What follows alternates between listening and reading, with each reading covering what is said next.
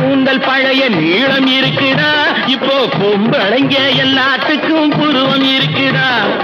கழுத தேஞ்சு கட்டரும்பாச்சு நாட்டிலே, பெண்கள் காரியத்தை ஆம்பளை பார்க்கறான் வீட்டிலே. எல்லாரோட என்னையும் சேர்க்க கூடாது, வேலை எது கொடுத்தாலும் செய்வேன் தப்பாது. எல்லாரோட என்னையும் சேர்க்க கூடாது, வேலை எது கொடுத்தாலும் செய்வேன் தப்பாது. சொல்லுங்க.